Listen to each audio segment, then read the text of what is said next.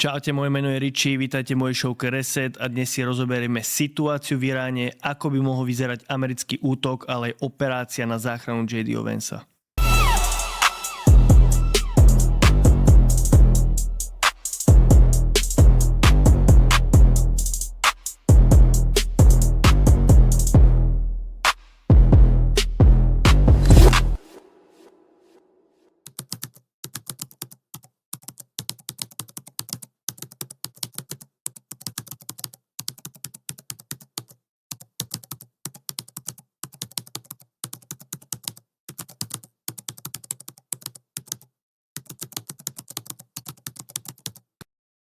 Tak zatiaľ to vyzerá, že všetko ide podľa plánu, na oko diplomácia a v pozadí sa chystá príprava na útok. Ešte v rýchlosti si povieme nejaké rýchle updaty.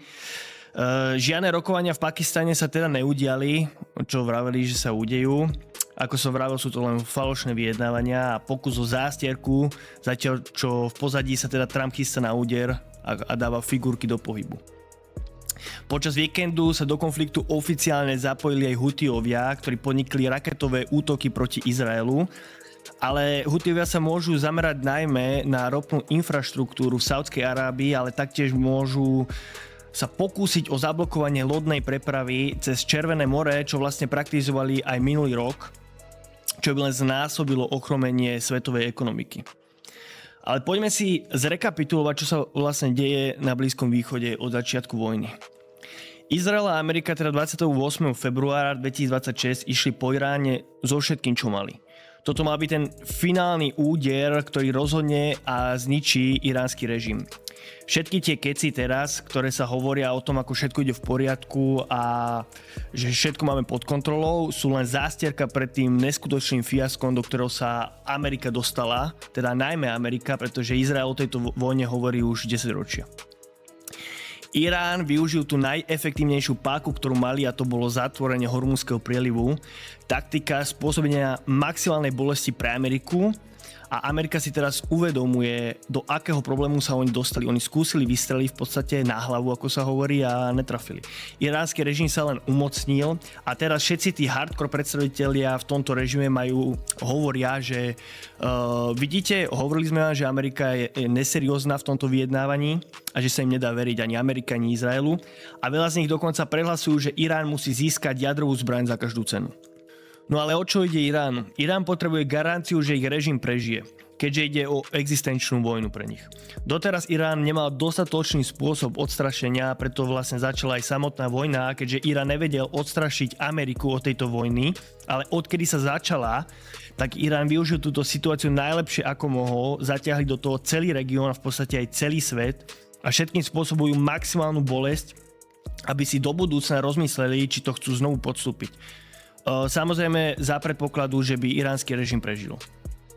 Amerika sa teda musí rozhodnúť a musí vyhrať, pretože neexistuje možnosť, ako deeskalovať bez toho, aby to nemalo permanentný efekt, ktorý negatívne poškvrní ich pozíciu ako svetového hegemóna. Takže Amerika musí vyhrať v podstate. Nie definitívne, ale iba dostatočne na to, aby sa preskupili a stiahli. Ešte si môžem povedať takú zaujímavú myšlienku, ktorú som mal, že 10 rokov dozadu by bola pozemná vojna v Amerike proti Iránu totálne nemysliteľná. Prekročenie všetkých hraníc by to bolo a nikto by o tom otvorene ani nehovoril, okrem nejakých úplných fanatikov. A Amerika bola v podstate postupne vtiahnutá do tohto konfliktu. Najprv to boli extrémne sankcie, potom zabitie Sulejmányho, zrušenie nukleárnej dohody, označenie ich paramilitantných skupín za teroristické, autorizovanie kyberútokov, zavraždenie ich top nukleárnych vedcov, zostrelenie ich rakiet nad Izraelom, čo som spomínal v minulých dieloch v roku 2022, ešte keď bol Biden. Vojna s ich proxy skupinami, bombardovanie ich nukleárnych zariadení minulý rok v júni a zrazu máme z toho vojnu. A čo sa pred 10 rokmi stalo nemysliteľné, tá pozemná operácia, tak teraz sa to zdá nevyhnutné. Aktuálne je Amerika efektívne ponižovaná Iránom, nielenže Irán prežil, ale dokonca majú teraz pod kontrolou aj Hormuzský prieliv, za čo si vyberajú aj dane. Ako som spomínal v minulých videách, tak mám pocit, že 2 milióny amerických dolárov, ale nejaký komentujúci mi tam napísal, že sa to platí, že vraj v čínskej mene, môže byť, neskontroloval som si to. No a v podstate jediné možnosti na vyriešenie tohto konfliktu pre Ameriku a Izrael je pozemná operácia alebo jadrové zbranie a dúfame teda, že jadrové zbranie to nebudú. No najlepšie bolo, keby nič z toho samozrejme, ale tak my za nich nerozhodujeme. Podľa denníka Wall Street Journal Trump zvažuje aj odobratie takmer 0,5 tony obohateného uránu od Iránu. Najpravdepodobnejšie by sa jednalo o nukleárne zariadenie Isfahan, kde podľa amerických spravodajských služieb sa nachádza niekoľko stoviek kilogramov obohateného uránu, ku ktorým má Irán prístup. Isfahan sa nachádza v centrálnej časti Iránu. Z hľadiska logistiky a prevedenia operácie je to extrémne náročné. Amerika s Izraelom stále nemajú dostatočnú totálnu vzdušnú kontrolu nad Iránom. Ako som aj minule spomínal, tak Iránu sa podarilo trafiť stíhačku 5. generácie F-35, ktorá mala byť ako keby nezostreliteľná a nedetekovateľná. A na takúto operáciu potrebujete mať pod kontrolou nebo. Ďalší problém je s terénom a prístupom, lebo toto nukleárne zariadenie v Isfahane je extrémne zabezpečené, rozdelené do viacerých sektorov a je tam aj obrovský risk okamžitej reakcie iránskych vojenských služieb. A to sa ani nemusíme baviť o tom, ako je náročné vlastne transportovať naspäť potom tento obohatený urán. Podľa môjho názoru ide skôr toto o takú taktiku zmetenia Iránu, čo toto Trump hovoril. Takáto operácia bola pri súčasnej vojenskej sile Ameriky na Blízkom východe totálnou samovraždou. Oveľa pravdepodobnejšie sa teda zdá, ako som aj spomínal, a sa javí obsadenie ostrovu, čomu aj nasvedčuje vlastne to zoskupenie samotných vojsk na Blízkom východe. Je dosť možné, že dokonca pôjde o skupinu ostrovov, kombináciu, napríklad ostrov Chark, ktorý je síce oveľa ťažším cieľom a vyžaduje si niekoľko faktorov ako tie obojživelné skupiny, konštantnú vzdušnú podporu a zásobovanie, ale sú tam aj malé ostrovčeky ako napríklad Abu Musa alebo Tombe Borozg, ktoré sa nachádzajú v samotnom Hormuzskom prielive a sú blízko týchto lodných diaľnic, cez ktoré sa preváža ropa. Obsadenie týchto malých ostrovov by bolo oveľa rýchlejšie, bolo by to aj jednoduchšie, keďže nie sú až tak zabezpečené ako ostrov Chark. No ale to samozrejme nehovorím o tom, že Iránci by to dali zadarmo. No, medzi tým Trumpové ultimátum sa predĺžuje o ďalších 10 dní. Trump toto oznámil, pretože mierové rokovania vraj idú dobrým smerom. Podľa Wall Street Journal Trump predĺžuje toto ultimátum až do 6. apríla 2026. Vraj o to požiadal Irán. Irán na to odpovedal, že to nie je pravda. Iránci majú logický záujem o mierové rokovania, pretože ich krajina je bombardovaná, ale iba pod nejakými logickými podmienkami. Amerika predložila, ako som minule spomínal, 15-bodový plán. Irán na to odpovedal, že tento plán sa musí okamžite zmeniť, inak sa nehodlajú ani stretnúť. Obe strany majú v podstate maximalistické podmienky pre seba, ktoré druhá strana odmieta a tým pádom vyjednávania sú nemožné. A teda vyzerá to tak, že tento víkend budúci bude využitý na vojenskú akciu. Všetky indície tomu nasvedčujú vojenská logistika, vplyv na burzu a podobne. Na stretnutí G7 v Európe 27. marca Marco Rubio, ktorý je minister zahraničných vecí Ameriky, povedal, že táto vojna bude trvať ešte minimálne 2 až 4 týždne, čo vlastne nasvedčuje tomu, že oni rátajú s tým, že toto Trumpové ultimátum do 6. apríla nevyrieši konflikt a že to bude následovať, pokračovať. Od posledného bombardovania ostrova Chark sa udiali následovné veci. Trump vyslal do Perského zálivu ďalšiu lietadlovú loď, že vraj asi to je ten Bush. Takmer 5000 mariňákov s obojživelnou skupinou USS Tripoli, tí tam dorazili 27. marca, ktorá obsahuje aj vrtuľníkovú loď. Potom ďalšia skupina s Paragánmi medzi 3 až 5000 vojakov, táto skupina obsahuje. A teraz dostávam info o nových ďalších 10 000 vojakov, takže dokopy tam bude takmer 20 000 vojakov, ktorí sú špecializovaní na extrémne ťažko riešiteľné situácie. Poďme si povedať, ako by takýto teoretický plán mohol vyzerať. Útok na ostrov. Ostrov Chark je cca 20 km štvorcových a približne 20 km od pobrežia Iránu, čo je pre drony a rakety úplne bezproblémová vzdialenosť. Obojživelná skupina z USS Tripoli mariňákov by teda pristala na ostrove, 100% budú pod ťažkou nepriateľskou palbou. Sú na to ale pripravení a pláne teda poslať útočné helikoptéry plus obranné systémy, ktoré doteraz chránili iné americké základne v Perzskom zálive. Všetko sa sústredí na obranu tohto ostrova a obojživelná skupina pristane na ostrove či už loďami alebo vrtuľníkmi, to neviem zaručiť. Opravili by poškodenú leteckú dráhu, na ktorú predtým strieľali a zmocnia sa vojenských zariadení na tomto ostrove. A pripravili by takto cestu pre tých paragánov z 82. skupiny vzdušnej, ktorí následne pristanú na tomto ostrove, prinesú posily, zásoby a postupne ostatné jednotky s technikou, aby ho zabezpečili. Ale, veľké ale.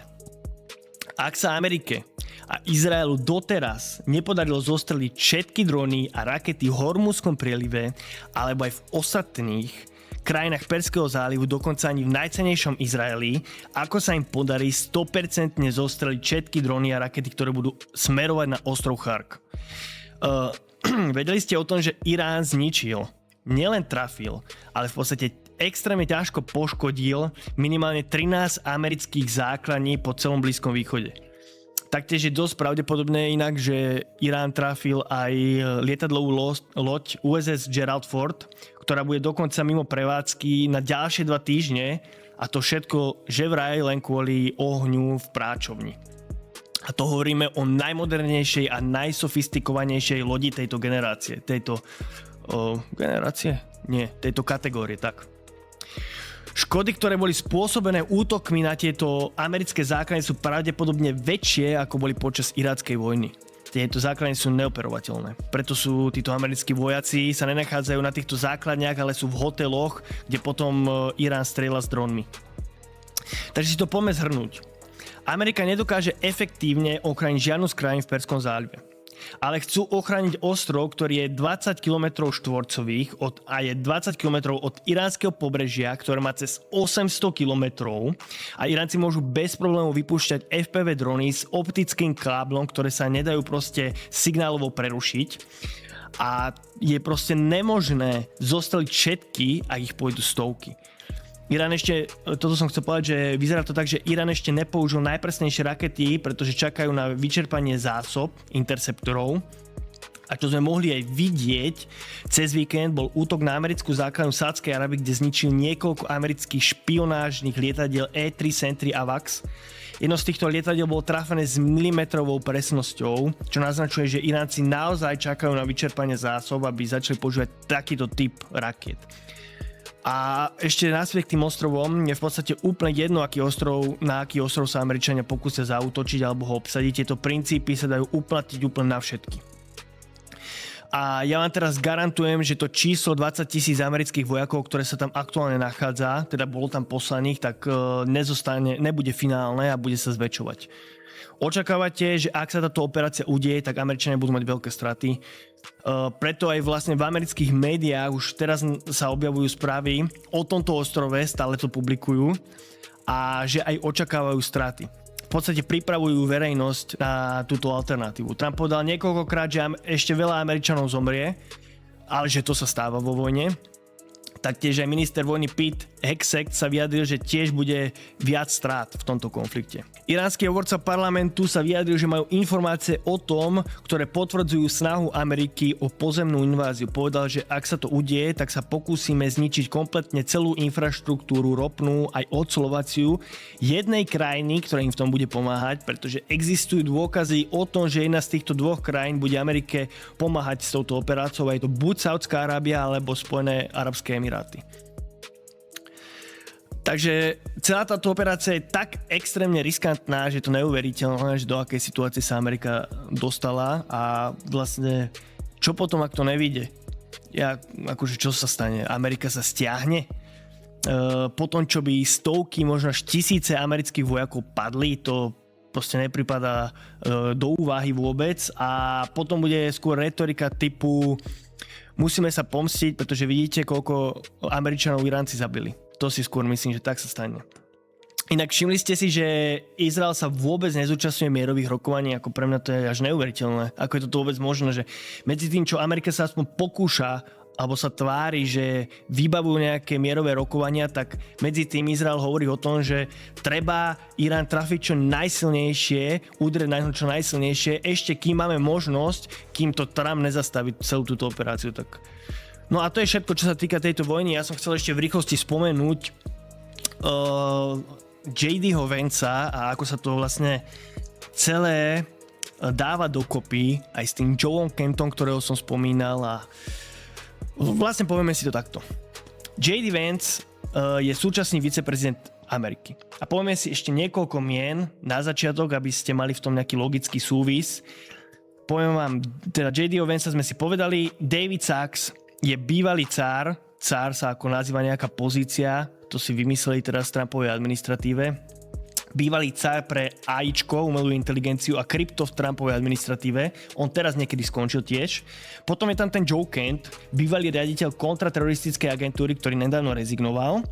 Potom je tam Tucker Carlson, konzervatívny podcaster, možno ho viacej poznáte, spravil aj rozhovor s Putinom 4 roky dozadu, 3. A meno, ktoré ich všetkých spája dokopy, je Peter Thiel. Je to miliardár, majiteľ Palantíru a to je softwarová data spoločnosť, ktorá má kontrakty s takmer každou vládnou agentúrou vrátane CIA, odkedy je Trump pri moci. No a o čo ide, že od začiatku tohto konfliktu je J.D. Vance takmer neviditeľný. Ja neviem, či ste si to všimli, ale hovorí hlavne Pete Hegseth, Trump, Marco Rubio a potom ešte nejakí tí generáli americkí. On je viceprezident Ameriky a je takmer úplne neviditeľný, má maximálne nejaké 2 tlačovky, kde vyslovil podporu pre Trumpa, pretože sa to teraz od neho vyžaduje. Dôvod, prečo to tak je, že on aj ľudia okolo neho vedia, že toto je totálny debakel a tým pádom sa radšej od tohto konfliktu drží ďalej, pretože to poškorní jeho kredibilitu do budúcna. A tak ničí to vlastne šance Vanca nielen vyhrať prezidentské voľby v roku 2028, ale vôbec sa aj nominovať za republikánsku stranu ako kandidát. J.D. Vance sa nachádza v ťažkej situácii, pretože ak by otvorene sa hlásil k vojne, tak by si zničil tie šance, ako som hovoril, a ak by bol otvorene proti, tak by išiel vlastne proti Trumpovi, čo je jeho šéf, a to tiež nemôže. A vyzerá to tak, že črtá sa snaha o to zachrániť J.D.ho Vanca z tohto debaklu, nejako ho odtiaľ vytiahnuť. A prvý, ktorý sa otvorene teda vyjadril proti tejto vojne v Trumpovej administratíve, bol David Sachs, ktorý bol doteraz teda tým AI a kryptocárom. No a vlastne kto je David Sachs, alebo Sachs, neviem, ak sa to číta. Ak by sa J.D. Vance stal prezidentom, tak on by bol v podstate jeho pravá ruka, vedúci kabinetu, ktorý by on potom vyberal. Taktiež má David Sachs veľmi blízko k Petrovi Thielovi, s ktorým sa pozná už vyše 30 rokov. Potom sa k vojne neskôr, týždeň na to, negatívne vyjadril aj Joe Kent, ktorý je člen CIA a rezignoval z pozície riaditeľa protiteroristickej agentúry. A Joe Kent bol taktiež sponzorovaný Petrom Thielom v roku 2022. Po rezignácii išiel Joe Kent k Tuckerovi Carlsonovi do interview, ktorého šovka bola vytvorená a sponzorovaná J.D. Vanceom cez Rockbridge Network. Tucker Carlson sa taktiež pozná s Petrom Thielom 10 ročia. No a kto je J.D. Vance? J.D. Vance je doslova vytvorený projekt Petrom Thielom, ktorý ho stretol na univerzite, a J.D. Vance sa o tomto dni vyjadril, že to bol najdôležitejším dňom jeho života, a potom Peter Thiel v podstate zasponzoroval celú kampaň a kariéru J.D. Vanceovi. Doslova ho vytiahol na miesto, kde sa aktuálne nachádza. No a vlastne prečo toto vlastne všetko hovorím, je, že sa objavujú informácie o tom, že J.D. Vance bol od začiatku tajne proti vojne, a dokonca, že Irán odmieta vyjednávať s doterajšími diplomatmi, čo bol Witkoff a Kushner, ale že už chcú vyjednávať len s Vanceom, pretože je sympatickejší. Toto okamžite podporil na svojom Twitteri aj Joe Kent, ktorého som spomínal. No a vlastne toto všetko, čo sa deje, to nie sú ako seriózni ľudia. Oni to nehovoria preto, že oni si to naozaj myslia. Celý tento príbeh je len jedna veľká operácia, ako zachrániť kredibilitu J.D. Vanca, do ktorého boli napratané neskutočné milióny. A ak sledujete americkú politiku, tak nemajte falošné nádeje, že títo ľudia sú ako dôveryhodní a že tam po ich príchode môže niečo zmeniť. Všetko je to len akt na záchranu reputácie. Takže to je moje vyjadrenie vlastne k Joe Kentovi, čo som vlastne spomínal, že sa k tomu všetkom vyjadrím, tak to je Joe Kent, David Sachs, J.D. Vance, Tucker Carlson, ktorých všetkých spája Peter Thiel. No a to je na dnes odo mňa všetko. Nezabudnite dať odber na tento kanál, like, aj koment, čo si o tom myslíte. Situáciu monitorujem aj na mojom telegramovom kanále Richie 1. Link je v popisku videa, ale aj na obrazovke a vidíme sa na budúce.